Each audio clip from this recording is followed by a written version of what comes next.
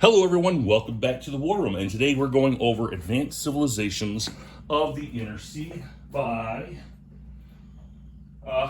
lead designer Christopher Ford Bruges, I believe I said that right, and Mark McLaughlin. Now, for those of you that recognize that name, Mark McLaughlin, I've had one of his games on one of my videos called Holy Roman Empire, the 30 Years War, and it was phenomenal. Quite extensive, a little bit difficult, a little complex, but that's kind of Mark's thing. He knows how to make complex things out of simple stuff, all right? But it's almost exactly the same here for Ancient Civilizations of the Inner Sea, which I will call ACUS from now on. This game is quite awesome. I've been enjoying it a lot. It's not the same civ builder that you're used to. So in most civ building games, you get these little castles and little miniatures. If you watched my 2002 Sid Meier's Civilization video, you'll see there's all kinds of little tech trees and things going on. This has none of that. It has Skittles. It has Skittles everywhere, and that's still good. You see, these little... Here, let me get you up here. These little discs represent a few things, okay? 3 discs represent a city. Cities produce victory points. 2 discs are settlements, and they produce more discs. That's your disc generator, okay? That's your point generator, disc generator. Single disc is a camp. Now, camps don't do much. They don't defend themselves very well. They don't do much as far as giving you victory points or anything like that. However, they can help you control areas, all right? If you control so many sea zones, you get more discs for that. For each of your settlements, you get discs. If you're next to other civilizations, that is, you're adjacent to them, you get discs for that as well. There's many reasons to just be next to each other, even with just a single little camp. However, where the game gets really good is when these little situations pop up when some disc colors are mixed, okay? You go into what's called a competition. Now this game, each turn, it changes fast. And in the rule book, it even says that each turn is like hundreds of years. So you'll see this board state change tremendously every turn. All right, and that's kind of cool. I like that. That's kind of my thing. It reminds me of Successors. Successors was the same thing where, you only have 4 cards. If you got 5 players, you have 4 cards. And after you've played all your 4 cards for each player, it's like, you're done. This board is no longer the same, and I like stuff like that.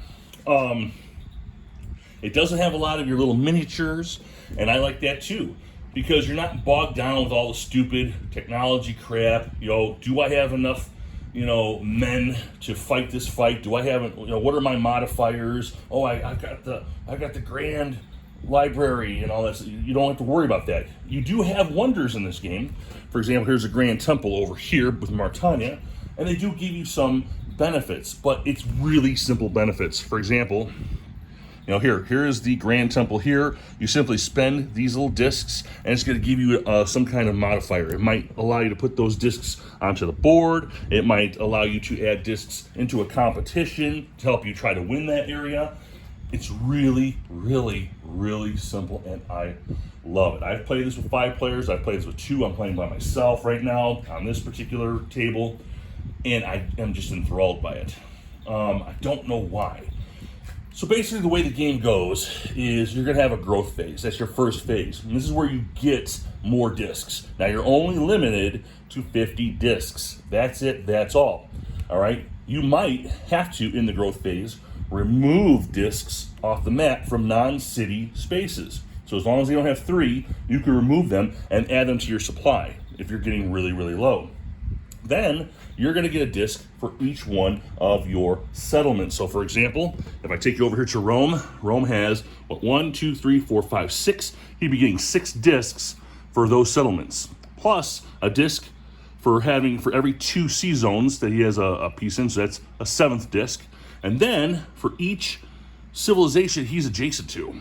So that's 7, 8 for Mauritania, 9 for Carthage, 10. He's getting 10 discs just for sitting there, okay?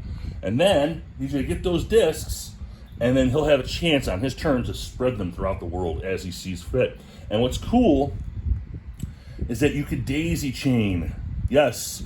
So you could literally go 1, 2, 3, 4. You could literally, in the rule book says it, you could literally go across the whole world in one growth phase. And that's really, really cool. But you're going to be very, very weak. All right? Obviously, you're spreading yourself out.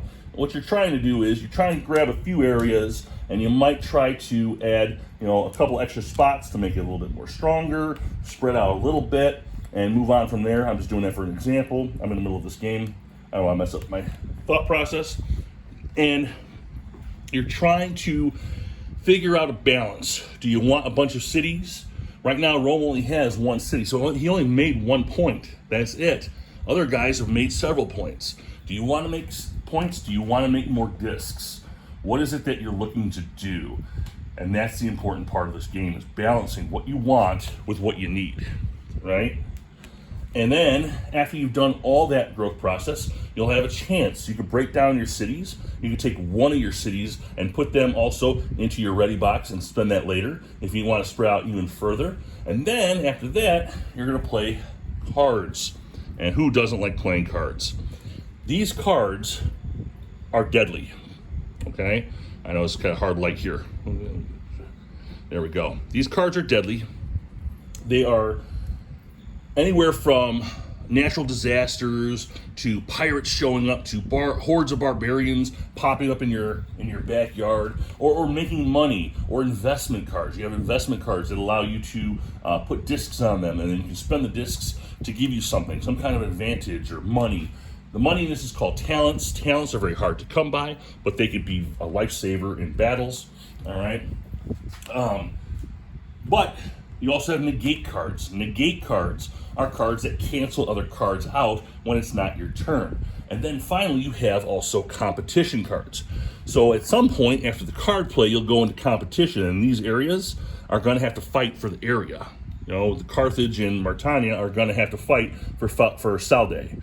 So you could play competition cards to strengthen your forces in that area. And that's really, really cool. It's really exciting to see who wins. It's not very complicated. The combat's a very simple system. You add whatever wonders or whatever special abilities. I forgot to mention, every person has a special ability. You have tons of different civilizations. I've got Rome on here, Carthage, Mauretania, Gaul, Troy, Egypt, and that's just a few. All right, you can only have 6 players, but you have many more after that. Okay, you got Phoenicia, you got Mycenae, Minos, you got Celts, you got everything here. It's any mix, and they all have special abilities and special little things that they could do. Some grab money every turn, some always grab a disc added to their stuff no matter what. It's just, there's always something going on, and I love that. This game, as simple as it is quite enthralling. It will definitely make you think. You don't need all the technology trees. You don't need all of the tech cards and the little, miniatures. This game does it for you. You just have to think. You have to think, what am I going to do? What neighbor am I going to piss off? Well, here, like the Mauretanians. Some guy played a card on me and the Mauretanians. I lost all those C's. Now they're gone to the black discs, who are the barbarians. So, what do you do? It's very, very cool. It's a cool system. I like it. If you're not into games that are simplified like this, you want to see all the miniatures and all the special little bells and whistles, this might not be for you. If you're into a quicker action game, but takes a longer to play with more player count, then this might be for you. This might be actually very nice for you. I've been enjoying this game immensely. I'm playing it by myself. I got like 2 or 3 games going right now.